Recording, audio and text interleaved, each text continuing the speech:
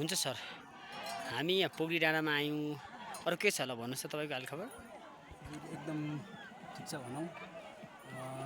हाम्रो यो के अरे गाउँघरमा गरिरहने मेला हो।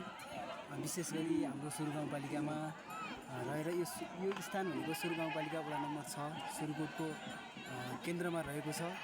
यहाँ लगभग 11 वडा त भन्न सकिँदैन, अलिक नजिक भएको वडा यस सुरुकोट आसपासका वडाहरूका सम्पूर्ण व्यक्तिहरू आएर सानो बालकदेखि वृद्ध महिला पुरुष आएर अनि यस्तो यो देउडा खेल्ने चलन यहाँको रहेको छ।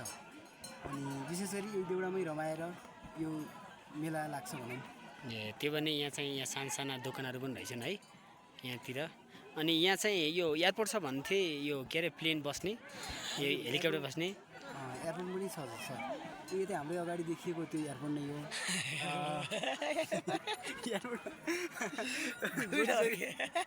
एयरपोर्टमा गोरु छ अरे सर। ल उहाँहरू किन गोरु हान्दै हुनुहुन्छ त? उहाँ खास त्यो अब यो चाहिँ पशु हुन्, पशु त अब के थाहा त, पशु त अब त्यहाँ गए सरासर है बस्नको लागि राम्रो देख्यो होला, यताउता गोबर पनि नभएको अब बस्नलाई गयो होला। उसलाई के थाहा कि यो एयरपोर्ट हो भन्ने कुरा केही थाहा नै छैन।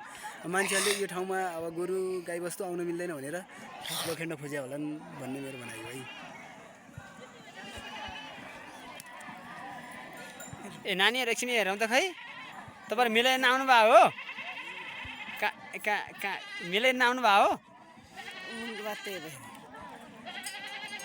मुंडे बस